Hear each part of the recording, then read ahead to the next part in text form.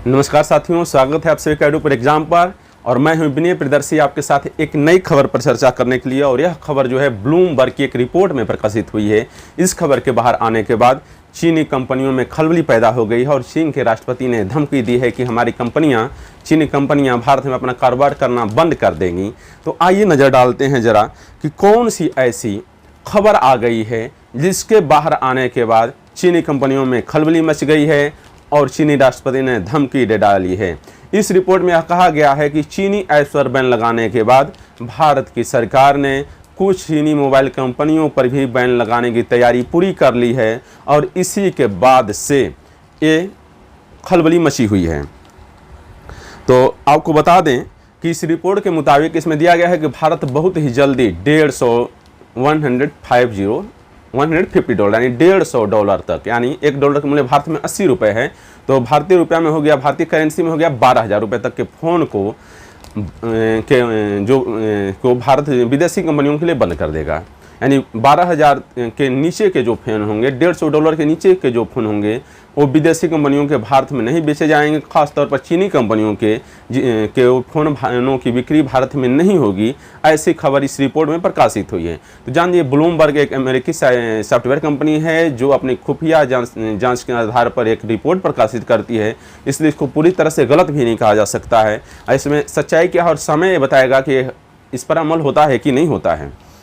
तो हम जान लेते हैं कि वह क्या कारण है कि भारत सरकार को ऐसे नियम, ऐसे बैन लगाने की जरूरत पड़ गई। कोई कारण तो होगा जिसकी वजह से भारत सरकार ने निर्णय लिया है कि चीन की कंपनियां जो 12,000 से नीचे के फ़ोन है उन्हें बेच सकेंगे, उसका हाई मिड रेंज के फ़ोन बेच सकेंगे, लेकिन 12,000 से नीचे की फ़ोन भारत में नहीं बेच सकेंगी।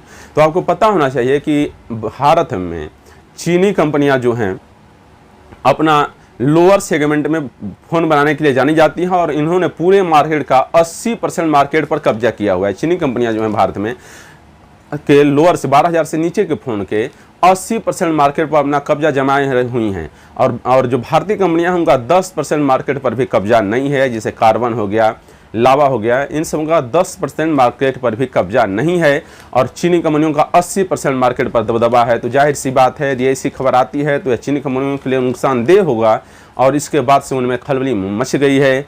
और वहाँ के अखबार ने भी इस पर, सरकारी अखबार ग्लोबल टाइम्स नाउ लिखता है कि यदि ऐसा किया गया तो हमारी कंपनियां भारत को प्रोडक्ट हब बनाने की कोशिश कर रही थी तो वो अपना कारोबार बंद कर देंगे। वहाँ के राष्ट्रपति ने भी कहा है कि यदि कंपनियों को बार बार जांच के नाम पर परेशान किया जा रहा है तो हमारी कंपनियां वहाँ से बाजार समेट कर वापस आ जाएंगी। तो ज़रा आइए नज़र डालते हैं कि क्या कारण है कि टाइम्स नाउ को ऐसा लिखना पड़ा। क्या कारण है कि भारतीय सरकार को ऐसे बैन लगाने के लिए नियम बनाने पड़ रहे हैं, या क्या कारण है कि कंपनियां यहाँ से बाजार समेटने की कोशिश कर रही हैं। आज हम सारे बिंदुओं का एनालिसिस करेंगे और देखेंगे कि इसकी कितनी % हिस्सेदारी है और किसको सबसे ज़्यादा नुकसान होगा और वो किन कंपनियों को नुकसान होगा और किनको बहुत ज़्यादा नुकसान नहीं होगा। सारी मुद्दों का चर्चा हम इसमें करेंगे। तो आप जानते हैं कि इसमें सबसे बड़ा झटका जो सस्ते फ़ोन बनाने वाले में है, Xiaomi, itel, Tecno, Infinix, Oppo, Vivo को लग सकता है। आप देख सकते हैं कि न्यूज़पेपर में ये सारी खबरें छपी हुई हैं जो ब्लूमबर्ग की रिपोर्ट है और इसमें कई न्यूज़पेपर ने छापा है कि ये पहला चरण, तो कई ने लिखा है कि तैयारियां पूरी कर चुकी हैं भारत सरकार और इसको कभी भी लागू किया जा सकता है। तो जान लेते हैं कि क्यों ऐसा हो रहा है। तो जानते हैं कि इन कंपनियों पर भारत में टैक्स चोरी का आरोप लगा है और मनी लॉन्ड्रिंग के जरिए विदेशों में पैसा भेजने का आरोप लगा है। और जानते हैं वीवो को इसके फेमा के उल्लंघन में जांच में दोषी पाया गया था और उसकी 5,350 करोड़ की संपत्ति अटैच की गई थी।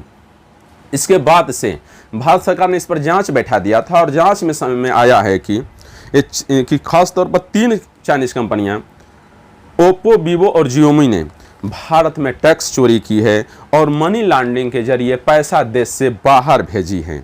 केंद्रीय वित्त मंत्री निर्मला सीतारमण ने राज्यसभा में लिखित तौर पर बताया है कि, देखिए, केंद्रीय वित्त मंत्री निर्मला सीतारमण ने राज्यसभा में लिखित दिया है कि ओप्पो, वीवो और जियोमी को DRI द्वारा, डायरेक्टरेट ऑफ रेवेन्यू इंटेलिजेंस द्वारा की गई जांच में टैक्स चोरी के लिए नोटिस भेजा गया था। यानी DRI ने इन तीनों कंपनियों को की आय व्यय का जांच किया था और जांच में पाया गया था कि ये कंपनियां टैक्स चोरी कर रही हैं और इनके लिए उसने नोटिस भेजा था। वित्त मंत्री ने अपने लिखित उत्तर में बताया कि DRI द्वारा की गई जांच के आधार पर ओप्पो इंडिया को 4403.88 करोड़ रुपए की मांग के लिए कारण बताओ नोटिस भेजा गया।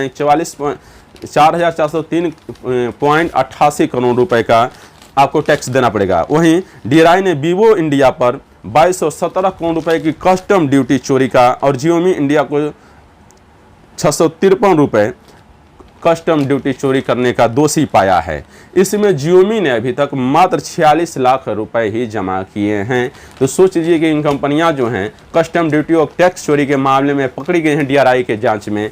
इसके जवाब जो है निर्मला सीतारमण ने राज्यसभा में लिखित दिया है और इसके बाद से अब इन कंपनियों में खलबली मच गई है, जबकि ये कंपनियां अब कैसे टैक्स चोरी करें। प्रश्न उठता है कि कंपनियां टैक्स चोरी कैसे कर रही हैं। आज उस पर चर्चा करेंगे, क्या संभव है। आपको पता होगा कि 12,000 से सस्ते फोन के 80% मार्केट पर चीनी कंपनियों का कब्जा है। यदि ये फोन बैन होते हैं तो सबसे ज़्यादा नुकसान चीनी कंपनियों को ही होगा। आप डाटा में देख सकते हैं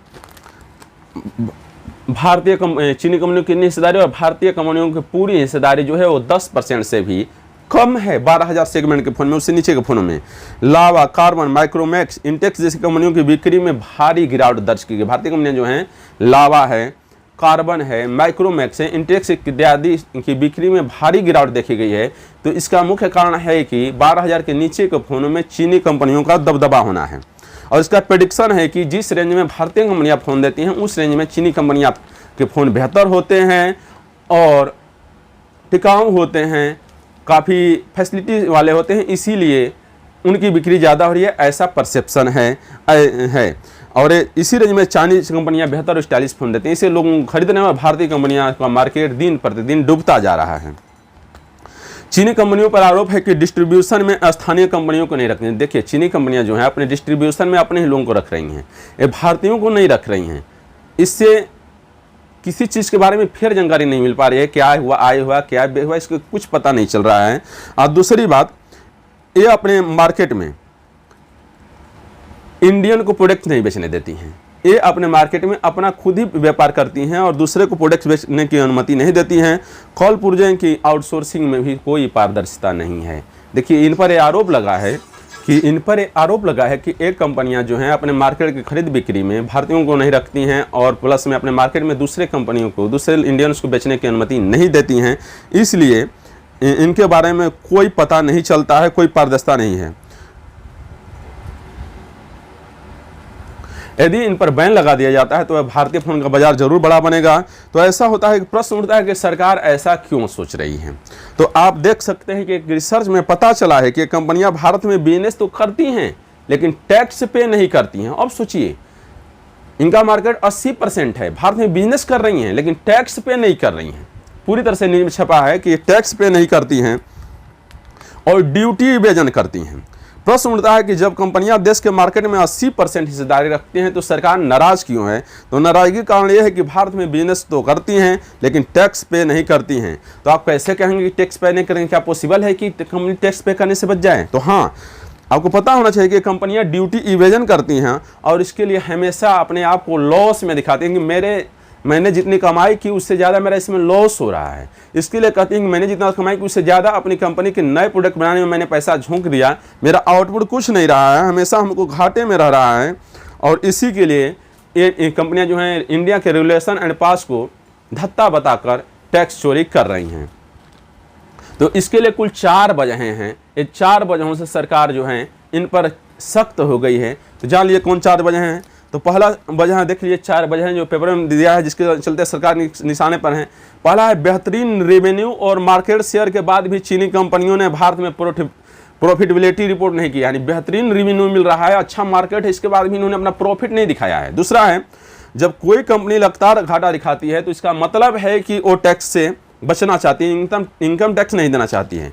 तीसरा है सरकार चीनी कंपनियों के सप्लायर के साथ हुए समझौते की भी जांच कर रही है। और चौथा है डिस्ट्रीब्यूशन चेन में भारतीयों का कमी होना भी जांच एजेंसियों के निशाने पर है कि पारदर्शिता नहीं रखने की वजह से ही चीनी कंपनियां भारतीयों को नहीं रख रही हैं। तो ये देख लिए फाइनेंशियल रिपोर्टिंग में कई खामियां सामने आई हैं। शानदार बिक्री के बाद भी चीनी कंपनियां देख लीजिए, जियोमी, वीवो और ओप्पो ने शानदार बिक्री के बाद भी इसमें अपना घाटा दिखाया है। इस साल में कितना आमदनी हुई, कितना व्यय हुआ और कितना उन्होंने लॉस दिखा दिया है। तो देख लीजिए अपना लॉस दिखाया है। इतना अच्छा मार्केट होने के बाद तो कहीं ना कहीं इनकम टैक्स चोरी कर रही हैं, तो इसीलिए सरकार इन पर सख्त होती जा रही है। तो अब सोचिए, और ये डाटा देख लीजिए चीनी कंपनियों के मार्केट में हिस्सेदारी है कितनी, जियोमी, ओप्पो, वीवो, सैमसंग की हिस्सेदारी कितनी है मार्केट में, वो मैं इस डाटा में दिखा रहा हूँ। देख लीजिए, न्यूज़ पर छपी खबर है।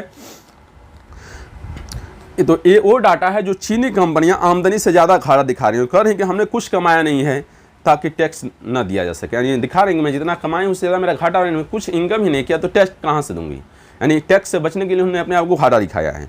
तब भारत सरकार ने कहा है कि यदि आपको घाटा हो रहा है तो हम सस्ता माल बेचने का मार्केट ही आपका बंद कर देते हैं। यदि आपको घाटा भी नहीं होगा, हम मार्केट ही आपको बंद करते हैं। भाई इसी मार्केट में आपको घाटा हो रहा है, 12,000 से नीचे के सेगमेंट में आपको घाटा हो रहा है, तो मैं 12,000 से नीचे के सेगमेंट के आपके मार्केट को बंद कर देते हैं। आप उससे नीचे के सेगमेंट मत बेचिए हमारे यहाँ, आपको घाटा भी नहीं होगा। यदि ऐसा होता है तो 25% मार्केट चीनी कंपनियों का छिन जाएगा, 25% मार्केट उनका छिन जाएगा। तो अब इतना तो समझ में आ जाएगा इनको कि किसको फ़ायदा होगा और किसको नुकसान था, अब इनको पता चल जाएगा। ये रहा डाटा जो इनकम टैक्स छुपाने के लिए दिखाया जा रहा है।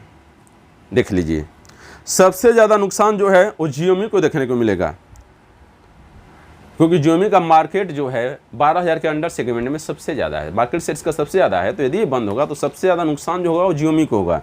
लेकिन सैमसंग, एप्पल जैसे बड़े ब्रांड्स को नुकसान कम होगा। क्यों होगा? क्योंकि ये कंपनियां जो हैं 12,000 से नीचे के सेगमेंट्स में बहुत कम फ़ोन बनाती हैं, इसलिए नुकसान इनको कम होगा। लेकिन चाइनीज़ कंपनियां जियोमी, ओप्पो, वीवो को नुकसान बहुत ज़्यादा होगा।